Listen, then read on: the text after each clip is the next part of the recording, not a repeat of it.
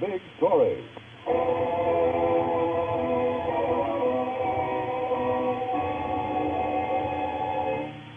Edward, what are you doing here? The judge said... I know what the judge said, but I'm still your husband. What do you want here? I came for my painting. The judge said you couldn't come here. Myrtle, I'm warning you, don't make a scene. Don't you touch that painting. Get out of my way. Don't you touch that painting. You can't help it. Let go of me. I warned you. My eyes. My eyes. What did you do to me? Edward.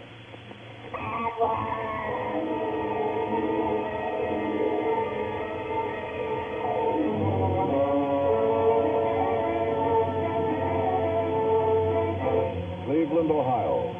The stories that actually happened. Bus Bergen's story as he lived it.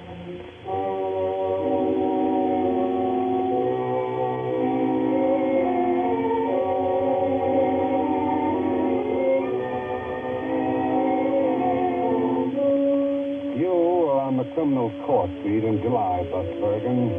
Reporter for the Cleveland Press. It's hot work pounding the grimy marble floors, sifting the routine violence and misery back through the phone to the bored rewrite man at the press. When the time comes to check back at the office, you hoist your tired feet on your desk and kill a half hour checking the early editions to see if they spell the names right in your story. But today, you only get as far as the box scores on the front page. Bergen. Hey, Bergen. Yeah. Hey, boss, get the heels on the floor. And have the blood rush out of my head? Not on your life. Look, I got a call in from Lakewood. Fight between a husband and wife. May the best man win. It's a good address, maybe a story in it. Oh, look, hey, Wiley, I put in a hot day chasing bail bond runners. All right, come on, out. We got 40 minutes till the stocks edition. Oh. Grab a company car and get out there. Ooh. When are they going to get wall-to-wall carpeting at the courthouse? Come on, move. This isn't a handset weekly. You got 40 minutes to deadline. Now get out there and wrap it up.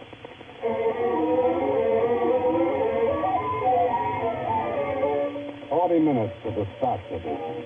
40 minutes when they lock up the forms and the presses roll with the Dow Jones closing stock averages and the bulb stores complete to the top of the third. You grab a company coupe and push it out to the manicured lawn neighborhood in Lakewood, Ohio. There's a squad car parked in the gravel turnaround, and Sergeant Al Gorlick of the Lakewood Police is holding the forehead of a thin kid in a gray sweatshirt and corduroy pants.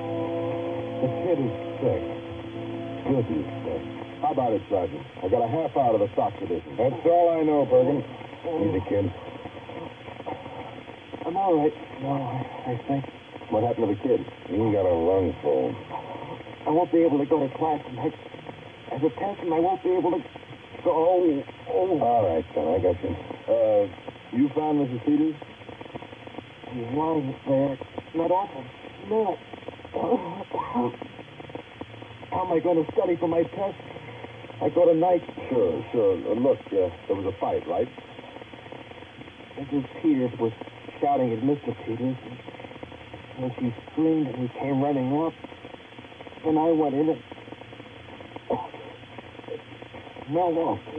What smells? Gas. Gas? What gas? Rat poison. It was all over the room. He had it in a paper bag. The crystals broke and gave off poison gas. Where's Mrs. Peters now? Lakewood Hospital. Hey, where you going? The telephone. Don't you want to look at the house? No time. I've got 28 minutes to deadline. 28 minutes to deadline. You haven't got time for color, for background, for explanation. Just a raw story in unshaded black and white, poured back over the phone to the press. P as in Paul, E-T-E-R-S, Peters.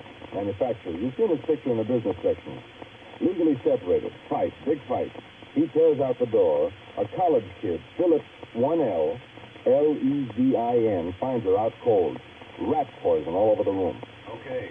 Nice touch, rat poison. I'm going over to the hospital to check Mrs. Peters. Now, hold the story for upcoming. Got 23 minutes to deadline. Outside Outside the hospital room, there's a sergeant on guard. His face as nervously as an expectant father. You can almost hear the seconds ticking away the deadline. Can't I even get a statement from you, Sergeant? What do you want me to tell you? I'm no doctor. They won't even let me see her. My own flesh and blood. You're related to Mrs. Peters? She's my sister. My memory Lassiter from Painesville. Oh, 2 S's in Lassiter? I warned Myrtle right in her own living room. I told her a man that would do the things Edward Peters did had evil written right on his sword in letters of fire. I warned her right in her own living room. Myrtle, I What said... things did Peters do? Other women. He was always running around and... Doctor, I'm Bus Bergen of the press. What's the story on that gas? There's a patent rat poison. The crystals on her neck and face when they brought her in. Oh, that did it, huh? I've seen gas cases before as police surgeon. In my opinion, there must have been enough loose to fumigate the whole house. Well, can I talk to her now? Talk to her. That was cyanide gas. She's dead.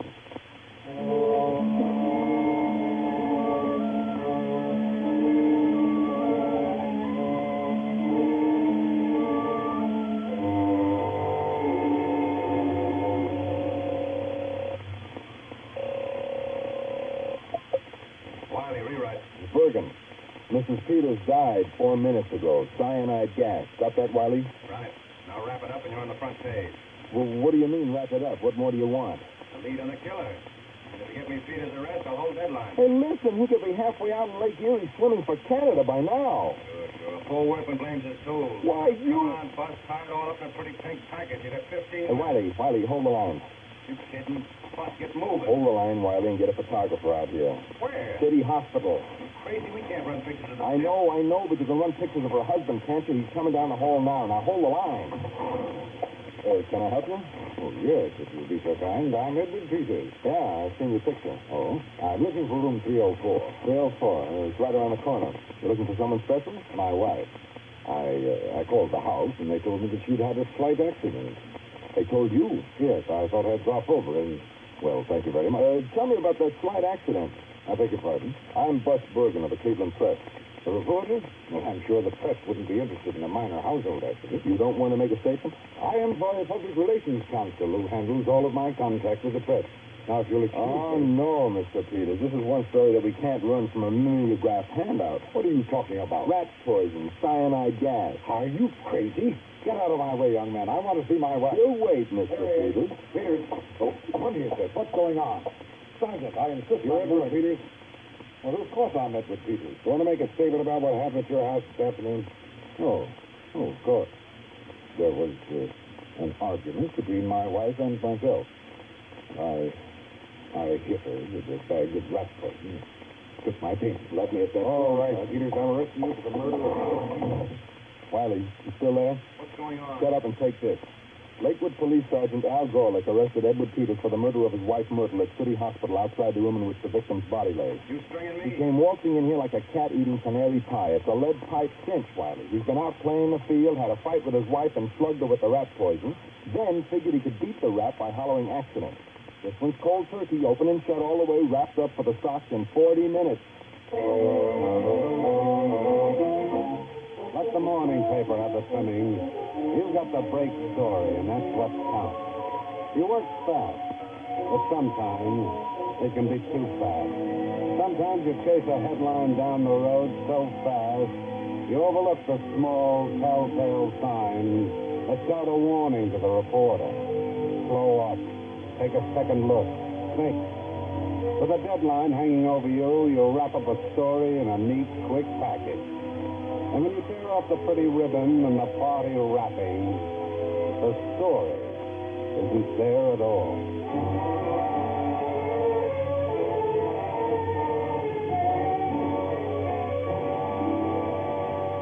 Nail the headline down, Bus Bergen. Charge industrialist with poison slaying of Lakewood wife. The who, what, where, when, and how, the lead paragraph, is complete. And now you can take your time. It was open and shut, cardboard characters on a black and white setting. And now you want to fill in the gray. I can give you 5 minutes, Mr. Bergen. Thanks, Sergeant. reading, Mr. Peters. Huh? Oh, you're the reporter, aren't you? I thought maybe you might have a statement to make. I saw your article, Bergen. You've got it all wrong. You're making a terrible I mistake. quoted the district attorney, the coroner, and your own confession. You don't understand. That wasn't a confession. I hit her with a bag of rat poison and took my paintings. Now, what do you call it? But I meant... Never mind. Look, Mr. Peters, this is your chance to tell your side of the story. I'm afraid I'd better tell my side of the story in court, Mr. Bergen. You want to cooperate, don't you? You want to break in the paper? Mr. Bergen, this whole affair is a gross misunderstanding. I have a very expensive and competent lawyer on retainer, and I think he is best qualified to look after my interests. Look, Peters, let me give you a friendly tip. This is a big story. The wire services have it already. You'll probably be in jail for several months before the trial is over, and we'll have to keep your case alive all that time. Isn't that your problem? Sure. Every paper in town will have to have angles on you. Do you know what angles mean? How'd you get along with your wife? Details on your business. There are reporters around who won't stop there. They'll dig up scandal, other women, gossip. And nobody wants that. This is your chance to give me the straight story. My lawyers are Delahanty and Cole. They'll issue any statement. That's all, Mr. Bergen. Goodbye.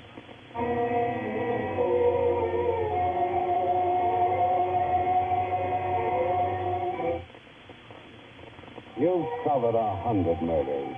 You've seen killers you liked, and some you pitied, and some you were indifferent to. But this one, you hate. I'll tell you, Wiley, he got my goat. In a cell, a first-degree rap on him on 3 counts. Premeditated, murder in commission of a burglary, and murder by cyanide gas. And he's cool as peeled cucumber. I got extensive lawyering. I just bet he has. You got a follow-up color piece, Buzz? Not yet. I've seen him before, Wiley. A murderer who thinks he can buy an acquittal with a blank check.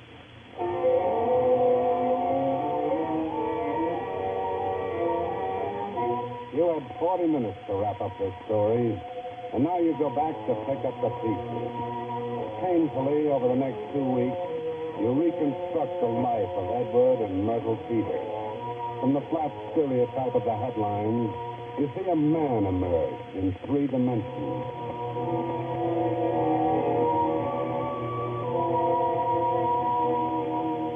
You heard them fighting, Philip?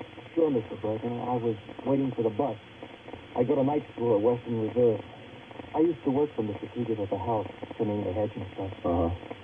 You know, it was a funny thing. After they were separated, I used to see him standing across the street. Didn't go in. Sometimes he'd wait until it was dark.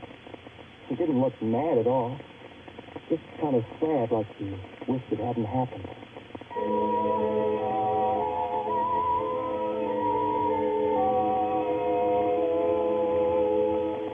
You warned your sister against her husband, Mrs. Lassiter? I never trusted Edward, Mr. Bergen.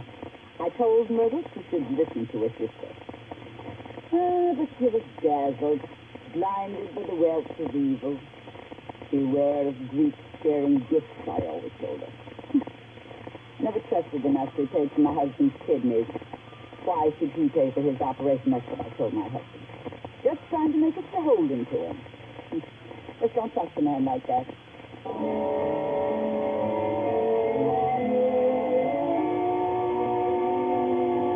Sergeant, I promise you it's off the record. Look, Bergen, you can't break this till it comes out in the trial. But the wife had a private operator tailing Peters for 10 years. They were looking for divorce evidence. But you know, it's a funny thing. He had 500, even after the separation, he kept it in her name.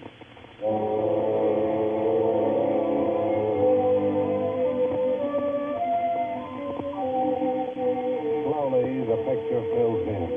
It appears to be open and shut. But now you see the complications fogging your nice, clear story. You write the background, you illustrate it with pictures of Peter's country place. You listen as Wiley reads it. Boy, what a layout. Arabian horses, swimming pool, shooting galleries, and a concrete bomb shelter. Millionaire's bomb shelter won't save them now. Hey, that's an angle. Yeah, I'm getting tired of angles, Wiley. How about people? What's the matter, Buzz? You feeling sorry for the guy? No. You can't feel sorry for him. He's too calm, too cool. He sits in that jail and runs his business from a cell. Don't talk to me or any other reporter. And his lawyer just brushes lint off a $200 suit and clears his throat. So what's eating you? You're riding nice and nasty, but your heart ain't in it. Getting mixed up, Wiley. I thought I had it clear, but the whole picture's getting foggy. Cheer up, trousers on tomorrow, and you can nail Peter to the wall. That's what you want, isn't it? Sure, that's what I want. Wiley, I'm going down to the jail and talk to Peters again.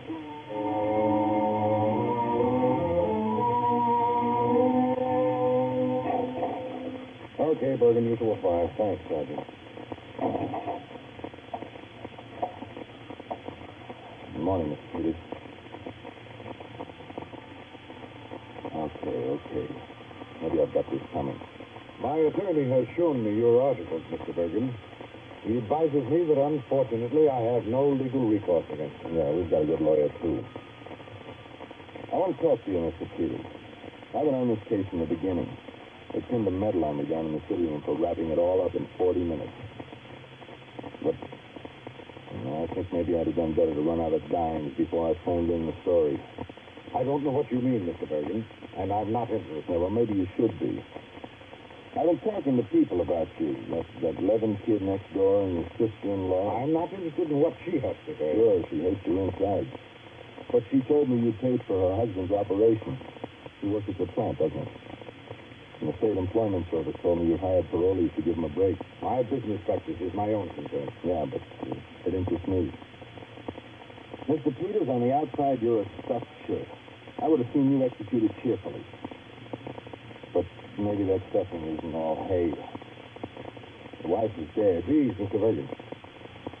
You still loved her, didn't you? Even after the separation. Still got your insurance under her name. You voluntarily doubled the amount awarded her by the court. I protest, Mr. Bergen. My private life is my own affair. You're stubborn, aren't you? You're stuffy and you're stubborn. But you've got something underneath. I'm not interested in your opinion, Peter. I don't blame you. But I've got to live with myself. I'll see you in the courtroom, Mr. Peters.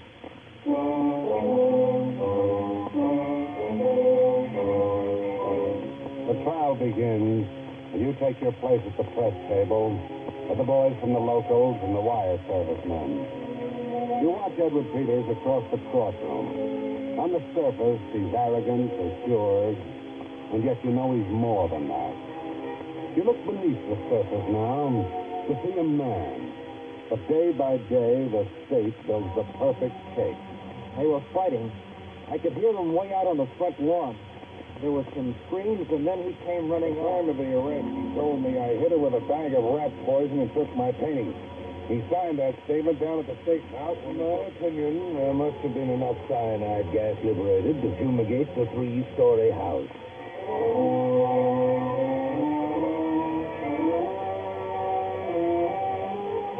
In an unused jury room, the long table is crowded with temporary phones. The trial is in its closing days when you sneak out to file a story. Oh, Wiley. Go ahead, Buck. Shoot. Defense witnesses are claiming the whole rat poison business was an accident. Peter said he was taking it out to his country place. Claims he only bought it to kill some rats in his cellar. They claim Mrs. Peters died of a heart attack. If they could prove that she wasn't actually killed by the gas, Peters might beat this. Can they prove it? They haven't a chance. The jury can practically smell that rat poison in the courtroom. The police sergeant's testimony nailed the lid on the coffin. Good. Is there a recess now? No, that Lassiter woman's on the stand. Oh, yeah, I see it coming in on the service ticker. Wiley, I'm going out to Peter's house. Now? Are you crazy? I'm worried. Look, I ran through this story like a knife through butter. It was too fast, Wiley. What are you worried about? Get back in that courtroom. We need your eyewitness stuff. Send another boy, Wiley. I'm going to start all over and cover this story right. You're crazy. You're covering the trial. Who's the ticker? Look, that's a man sitting across the courtroom. I thought for a while it was a headline. Listen, Bergen, you're nuts. Now get back in that courtroom. Boss, you there? Bye, Wiley.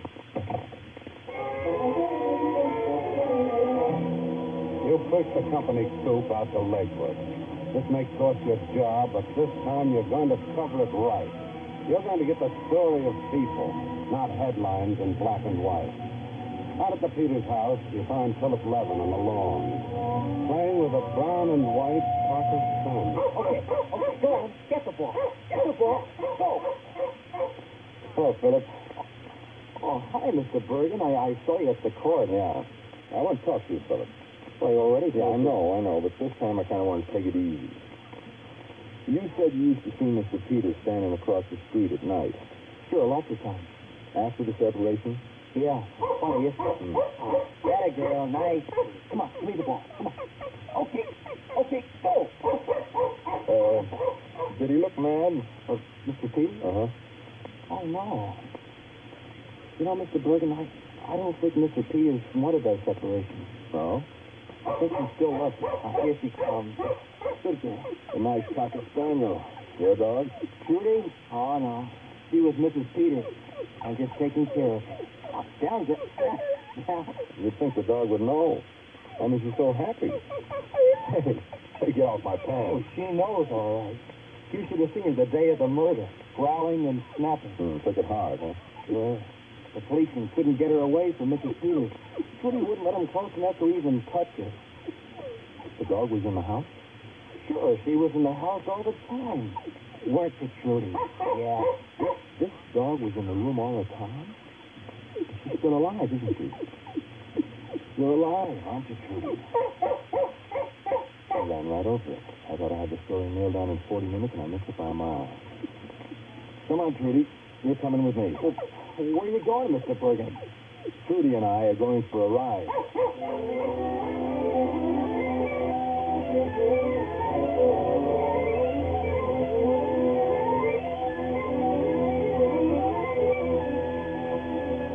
You crazy bus. You can't smuggle a dog into that courtroom. I've got him this far, haven't I, Wiley?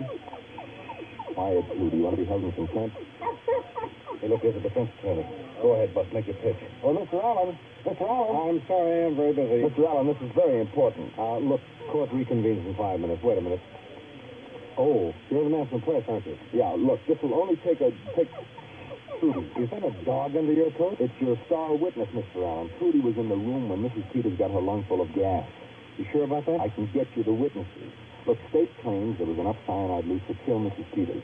Trudy only weighs about 10 pounds. If the state is right, she should be cold as a metal. Mrs. Peters couldn't have died from the cyanide. This is the evidence you need to prove she died of a heart attack. All right, Bergen, you keep that dog here. I'm going to move for an adjournment. This is all we need. And don't lose that dog. Is this sure? I checked with the state toxicologist. They can't convict now. Well, why didn't that cop mention the dog on the stand? I asked him. He said nobody asked me. They would have convicted an innocent man. I thought you didn't like Peters. I didn't. That's what threw me off. I rushed that story through in 40 minutes. I let myself be fooled by my own neat black and white headlines. I didn't have time to find out what really happened. But I can sure write this story now, Wiley. The whole story. And Trudy, you'll illustrate it with your picture on page 1. Now we read you that telegram from Buzz Bergen of the Cleveland Press. When defense attorney introduced evidence of small dog that survived the gas, experts testified it would be impossible for gas to have been the cause of death. There was no evidence to prove premeditation. Jury brought in verdict of not guilty. Edward Peters was released and returned to his manufacturing business.